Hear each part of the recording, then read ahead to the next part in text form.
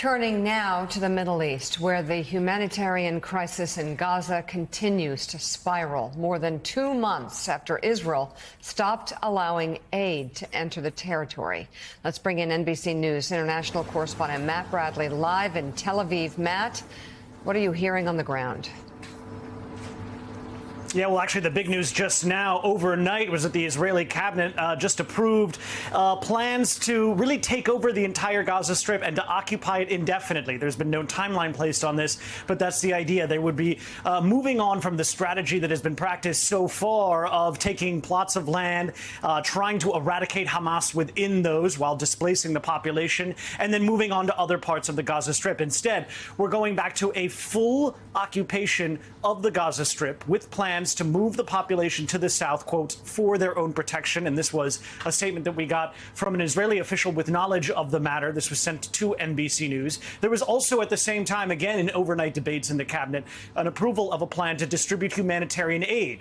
Now, this aid, which, as you mentioned, has not been in the Gaza Strip for the past 2 months. Last Friday marked the 2-month anniversary since any aid, and we're talking about food, water, electricity, medical products, all of that has been denied to the Gaza Strip. The longest period that outside aid has been denied to the Gaza Strip ever since its existence as a political entity. And now we're seeing what looks like the beginnings, or at least signs of starvation and famine conditions throughout the Gaza Strip. And aid agencies have been complaining, demanding that the Israeli government lift this blockade. Now, there's been a blockade imposed by the Israelis and the Egyptians for much of the past 2 decades, but it's been the fiercest that we've seen in just the past 2 months. Not a single product has been allowed to go in. Organizations like the World Food Program have said they have hundreds of thousands of tons of aid waiting at corridors to enter the Gaza Strip, waiting for the Israelis to change their mind, but they haven't been doing so. So now this decision that just came out, it would allow for a two-pronged success story. This is what we've been hearing from the cabinet and from the prime minister's office. Both the freedom of the hostages, there's thought to be about 59 who remain, about 24 of them are thought to still be alive, and the eradication of Hamas, that terror organization that started the latest round of fighting back with those October 7th attacks in 2023.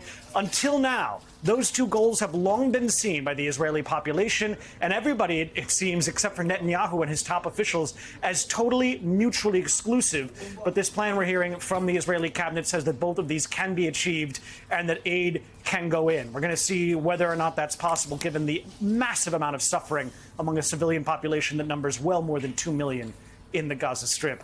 Now, the other big news we saw over the weekend was that strike by the Houthi rebels in Yemen. That really was a near miss. It nearly hit Ben Gurion Airport, which actually closed for several hours, and many flights have been canceled so far. 4 people were injured, according to local health authorities, and actually NBC News heard that 8 people sustained injuries. Now, this was a rare success for the Houthis, who have been sending missiles against Israel for much of the past several months, ever since the Israelis broke that ceasefire in the Gaza Strip and renewed fighting there. The Houthis took this as a massive victory. The Israelis said they're launching an investigation into why their really quite sophisticated air defense system managed not to shoot down this incoming projectile. Guys? NBC's Matt Bradley live in Tel Aviv. Thank you very much. Richard Haas, a lot to cover there. Where do you want to start? Just very quickly on the Houthi strike, I think the question is whether the Israelis respond against the Houthis or against Iran. And my bet would be that you might see some attacks on Iranian military targets. The bigger story is obviously Gaza. Joe, for 18 months, we've been waiting for the day after policy. Well, what I think you're getting is the day after policy. It's called occupation. It's called forcing the Palestinians of Gaza, the 2 million Palestinians, into a very small chunk of Gaza after this really siege for 2 months. I think the Israelis have given up on the idea of an Arab stabilization force coming in. They don't want to start a political process that leads to any sort of satisfaction of Palestinian nationalism. What I don't know is whether this is, if you will, temporary, to quote unquote eradicate Hamas, which I think is unachievable. I would fear that this will mean a lot of the still alive hostages will never see freedom. I think that'll be Hamas's reaction. And what worries me about this also is it's quite possible that what we're seeing is Israeli occupation of Gaza, not simply as a means to an end, but as an end in itself. I do think it's possible. Again, explain to everybody, 2005, Israel had enough. Just said we can't manage Gaza, we're going to turn it over to the Palestinians. So this is basically them stepping back into a situation that seemed untenable in 2005. Stepping back, and also has echoes of the West Bank. West Bank, as some viewers may know, is divided into 3 areas, A, B, and C. One of those is Israeli occupied. Some are shared, some are Palestinian. I'm beginning to think that Gaza is going down the same path, and we're looking at an open-ended Israeli control of some of Gaza, and the Palestinians there put into a really untenable position. This was already, before any of this, the most crowded parcel of Earth on Earth, or 2 million people were packed into Gaza. Now we're looking at 2 million people packed into a slice of Gaza.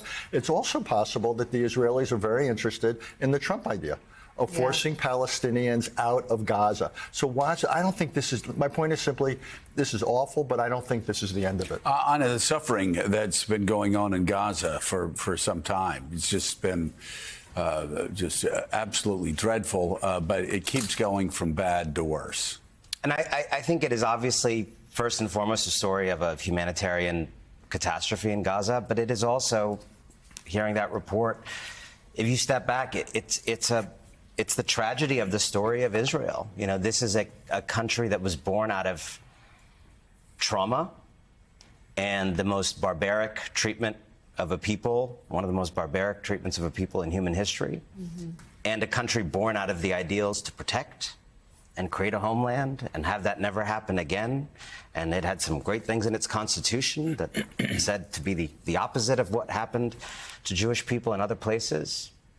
And so many of my Jewish friends look at these pictures and they are so anguished that something that was born out of that hurt and pain and trauma could go in this way. You know, as we all know, trauma can, if you heal yourself, if you heal a people, it can go in a direction of saying never again, actually never again. The trauma that happened to me will never happen again. And there is that political tradition in Israel, but that tradition has been buried by this government, this movement in Israel, that comes from the other human story that if I was hurt, I will hurt. This is the hurt people version of the state of Israel. It is so profoundly sad that never again has become instead, I will hurt others. Well, this, of course, in response, Jonathan Lemire, to October the 7th. And for those of us that have been talking about a two-state solution for a very long time, there's just not the will. Richard's talked about it before. There's just not the will in Israel anymore for a two-state solution. Certainly not right now. Certainly Palestinians aren't there either because of October 7th, what happened after October the 7th, and there you have had Israelis who would have opposed this on October the 6th and would have told the government you can't go in there right now because, well, a bit like America after 9/11. Just saying, no, there is no two-state solution, and we're going to give this government that had a 30% approval rating, we're going to give them more latitude to make sure that another October 7th doesn't come.